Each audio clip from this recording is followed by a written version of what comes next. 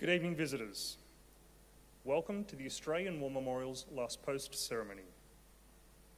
My name is Gerard Pratt, and joining us today from the Australian Army is Corporal Jeanette McNally. We're honoured to acknowledge Rear Admiral David Proctor, Chief of Navy, New Zealand, and Vice Admiral Michael Noonan, Chief of Navy, Australia, and the accompanying delegation. We welcome the veterans who have served, those that are still serving, and the families that love and support them. We acknowledge the members of RSL Services Clubs Association, RSL Victoria, and RSL Queensland, who are watching the broadcast of this ceremony from across Australia. During this evening's ceremony, wreaths will be laid at the base of the Pool of Reflection by visitors and students on behalf of the following schools. From New South Wales, Randwick Public School, Randwick. And from South Australia, Faith Lutheran College, Tanundra. I invite you all now to please stand and join in singing the National Anthem.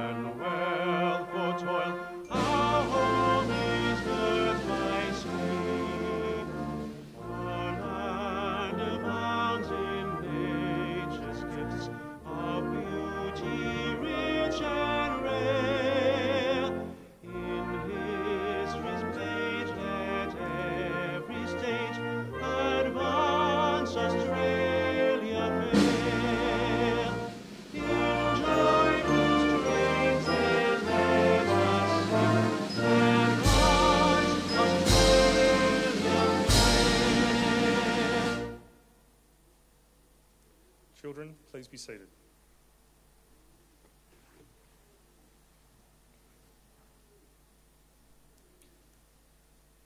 The Australian War Memorial was the vision of Charles Bean, Australia's First World War official historian. Bean landed with the Australian troops on Gallipoli and stayed with them at the front through until the end of the war. The idea of this national memorial and museum came to him at Pozières, France, in the depths of the bloody fighting of 1916. Bean's idea was that this would be a place where families and friends could mourn loved ones buried in faraway places. It would also be a place that could help all Australians understand what these men and women had endured and what they had done for us. Bean's vision, to which we remain true, is best expressed as inscribed in the entrance to the memorial's galleries.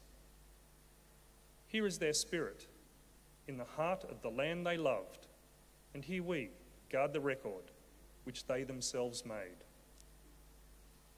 Tonight, we will read the story behind just one of those on the Roll of Honour, which lists the names of more than 102,000 men and women who have given their lives for us in war and on operations for more than a century. But first, we present a lament, Flowers of the Forest. Wreaths or floral tributes will now be laid at the base of the Pool of Reflection.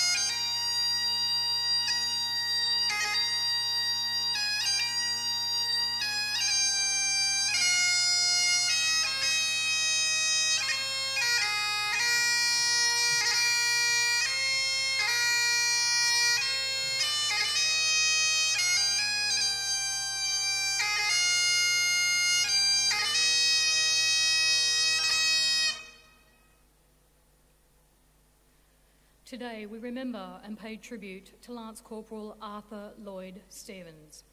Arthur Stevens was born in December 1892 in Cunnamulla, Queensland, the son of William and Alice Maud Stevens. He attended Cunnamulla State School and worked as a drover and horsebreaker in the district. In October 1916, Stevens was living in Sydney when he decided to enlist in the Australian Imperial Force. Less than a month after he had enlisted, he embarked on the transport ship Subic, bound for England.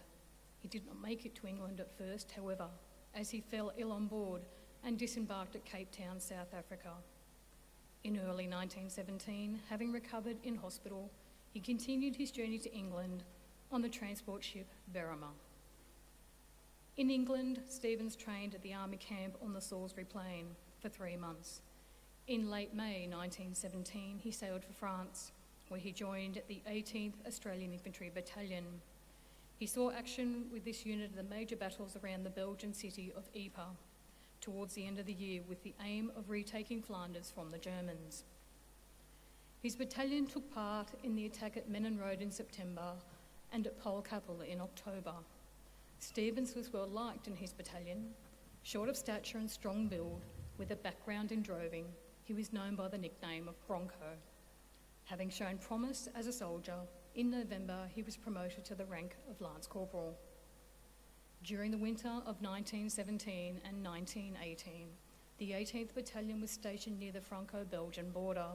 Here they rested, trained, and took on new recruits in an attempt to recover from the casualties suffered during 1917. As the weather warmed up in the new year, the nature of the war changed from one of static trench fighting to one of rapid movement. In March 1918, the German army launched what would become known as the German Spring Offensive. A key objective for the German forces in this attack was to capture the rail hub city of Amiens in northern France and split the British forces from their French allies in the south. British and Australian troops managed to halt the offensive in April at the town of Villers-Bretonneux, less than 30 kilometres away from Amiens. Stevens and the 18th Battalion had been moved south to this town to help stop the German advance. In the first week of April, the 18th Battalion was on the front line at Villers-Bretonneux and was targeted by German artillery and machine gun fire. At the end of the week, the unit was relieved, and the men moved to billets in the smaller village of Jontel between the front lines. The battalion's war diary noted that this village civilian population had evacuated in the face of the fighting, so there was plenty of straw for the men to sleep on, and the men had their first decent sleep for over a week. At 6 a.m. the next morning, on the 9th of April 1918, the men were awoken by a German artillery barrage falling on the village. The unit rapidly moved to a nearby field and dug in. Late that afternoon, the Germans began another barrage of the unit's position. Stevens was struck by shell fragments in the back and badly wounded. His comrades did what they could for him, and he reported that he remained in good spirits. Unfortunately, he died of his wounds when he reached the dressing station. He was 25 years old. Arthur Stevens was survived in Australia by his parents and his sister Nellie. His remains remain buried in Nomperval British Cemetery, south of Amiens, amongst over 400 Commonwealth soldiers of the First World War. His mother had the following epitaph inscribed on his headstone: "In life we loved you dearly. In death we do the same." Lance Corporal Arthur Lloyd Stevens is listed on the Roll of Honour on my right, amongst more than 62,000 Australians who died while serving in the First World War.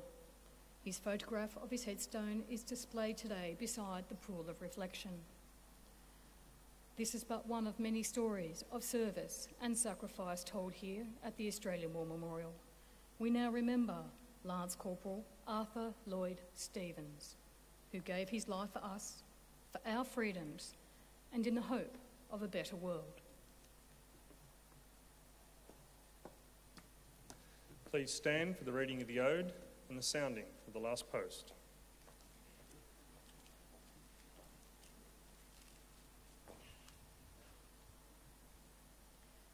They shall grow not old, as we, that are left grow old. Age shall not weary them, nor the years condemn. At the going down of the sun and in the morning, we will remember them. We will remember them.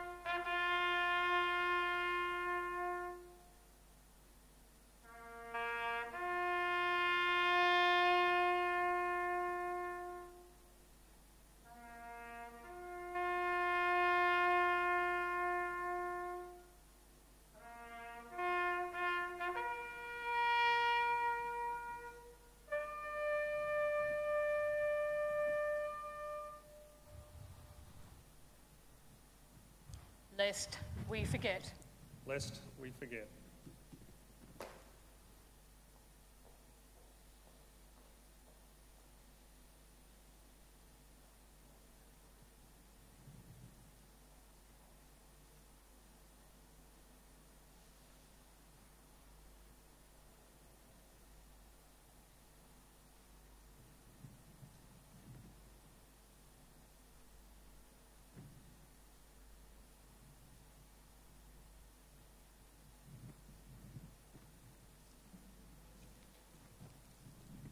We leave you this evening with the words of the memorial's founder, Charles Bean.